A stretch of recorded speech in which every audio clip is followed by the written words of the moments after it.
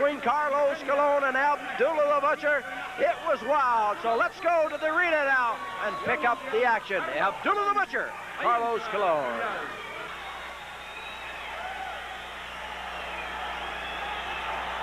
Down goes the referee.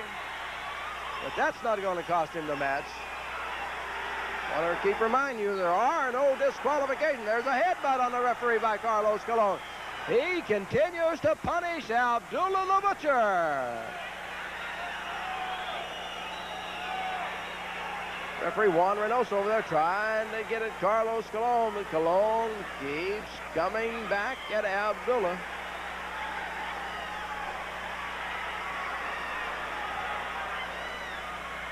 Abdullah now has another forearm. I don't know what he's got.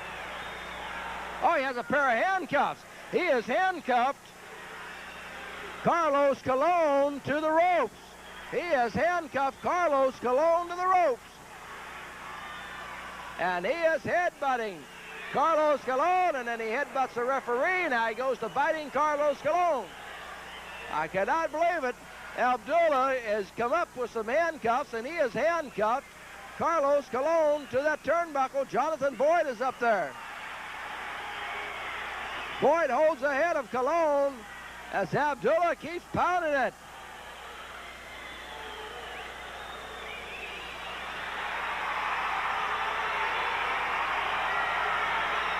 Let's see, somebody's coming. It's Al Madrill and Leo Burke. Al Madrill and Leo Burke have come out. Leo Burke going after Abdullah. Abdullah's been knocked down out of the ring. Know who that man was that came off the front row and went into that ring after the Mongolian Stomper and Don Carson. But the fans are still buzzing about that match. Bruiser Brody, 290 plus pounds against Bill Ash. Ash trying to hold on to the head. He's got a head full of hair there is what he's got.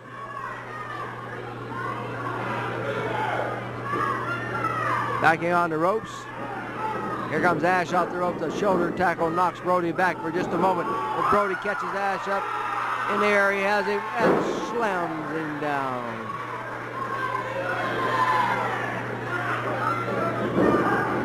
Hip toss. Bill Ash somehow gets Bruiser Brody over. He might have grabbed the hair.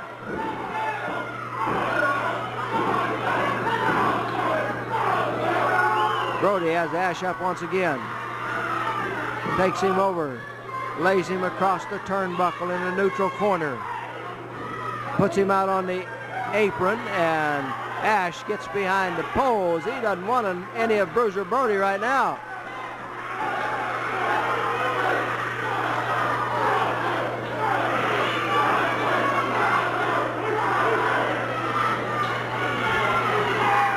Bruiser Brody kicking Bill Ash as he's got him in the corner. Takes him all the way across the ring, and that ring moved about 2 inches when Brody threw him in there. Ash comes out with a head right into the midsection. Comes up with a forearm to the side of the head of Bruiser Brody. But Brody comes right back kicking. Oh, what a chop. Right to the top of the head, and Ash went down. Big boot from Bruiser Brody as Ash is down again. Brody has him up in the air again, throws him to the mat. Here comes Brody flying through the air and a knee across the chest of Bill Ash. Oh, the fans like this Bruiser Brody. Here comes a count, 2, 3, and it's all over. Doing the switch. Well, that's the way they won the title originally, isn't it? Sure, I think it was. Well, I mean, it's a good job on the referee's part for catching the people. You know, you have to give them a little pat on the back for that. But I'd like all the fans now to watch the match that Wahoo and I had. It was a hard-fought match, and I'm fortunate enough to still have the title. Okay, ladies and gentlemen, let's pick up the action now. Videotape from the Hemisphere Arena San Antonio Southwest Championship match. Bob Sweetan defends his title against Wahoo McDaniel. See what, Steve, when you get chopped by Wahoo McDaniels, you know you've been chopped. Yeah, you have been chopped. I know you're still wearing the marks of the handprints of Wahoo McDaniel after that one. I'll tell you what, that's one tough old Indian. When he chops you, you've been hit. It shakes you right down to your toes, Steve. Backed into the corner, and here you're in front. The referee says break. Pop one to the head. There you see one right back there. That's just turnabout as fair play. That's the way I look at it. What you call it? That's turnabout as fair play right there. The old Indian had that one coming. There you see a leg dive by Wahoo McDaniels. He comes up with that leg. There you see him driving that knee into the back of the leg right there, into the thigh muscle, and he's going to work on the leg right now.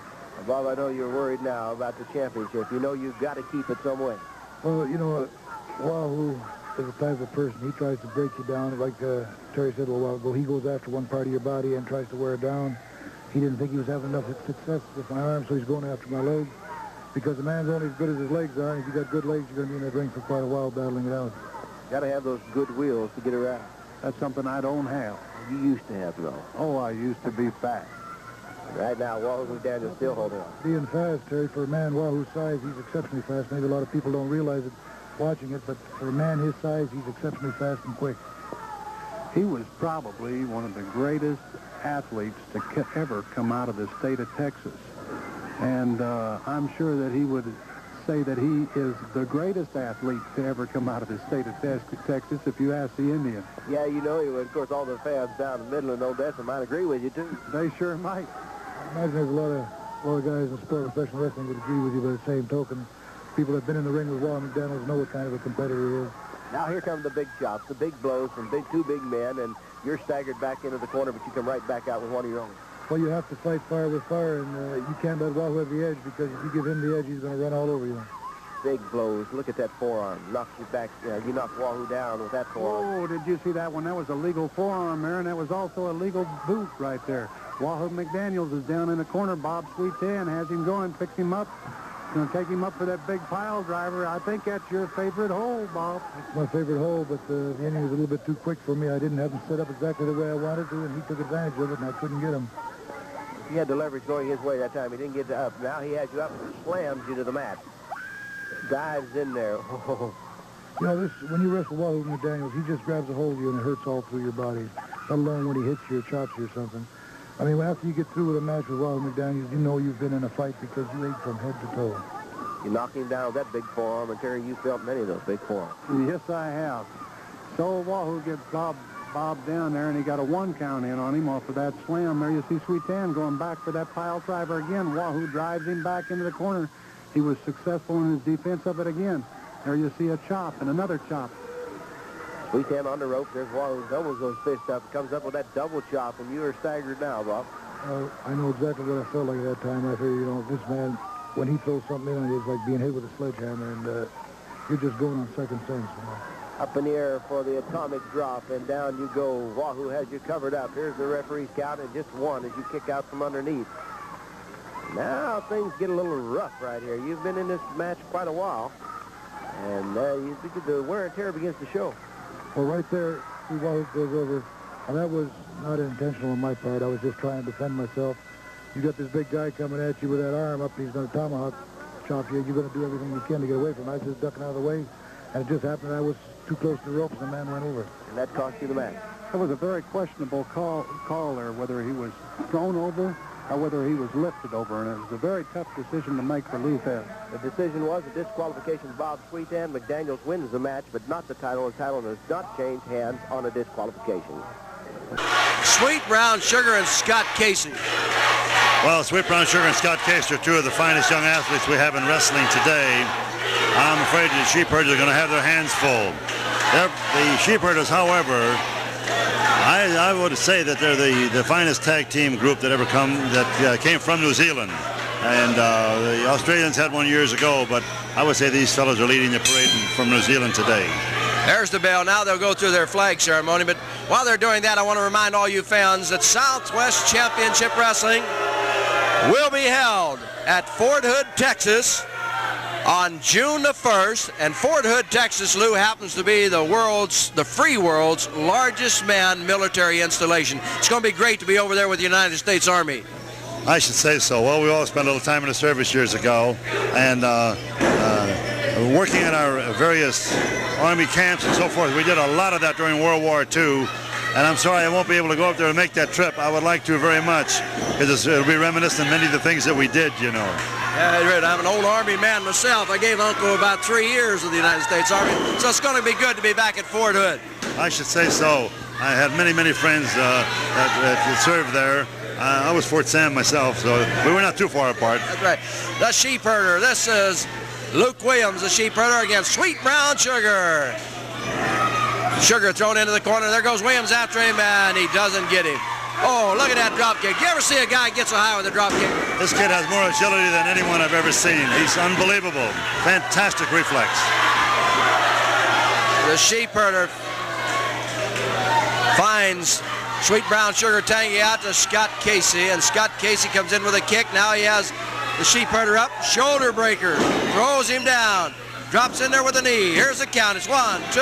And from outside the ring, the other sheep herder, Jonathan Boyd, comes in to help out. That's the thing about these sheep herders.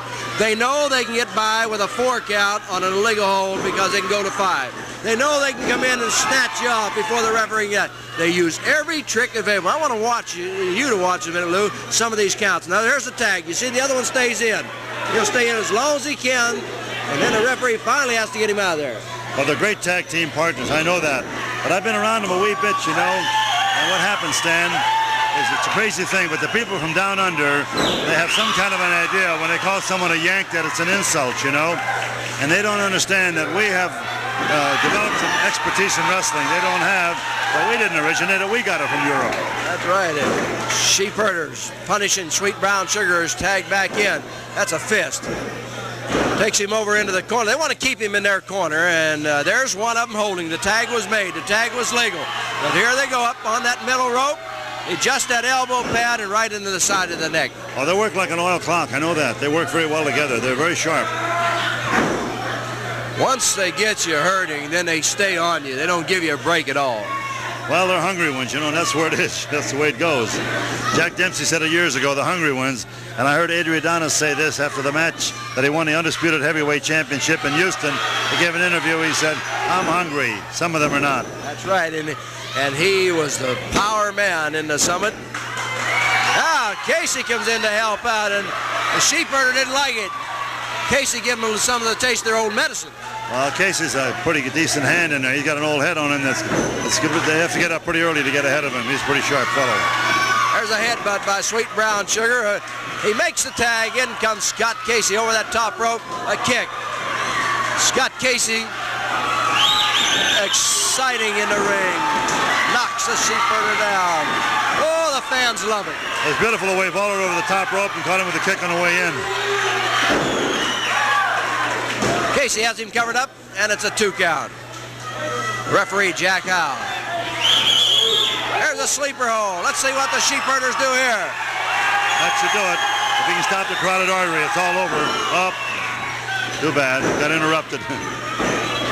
All 4 men into the action now. Casey being grabbed. He is thrown over. I believe he went over the top rope. I couldn't really tell. Oh, there's Bobby Jaggers out there. Jaggers is out there and grabs Casey and slams his head into the steel post that supports the ceiling. As the sheep herders punish Sweet Brown Sugar, Casey is the legal man in the ring, I believe. Sugar is thrown between the ropes.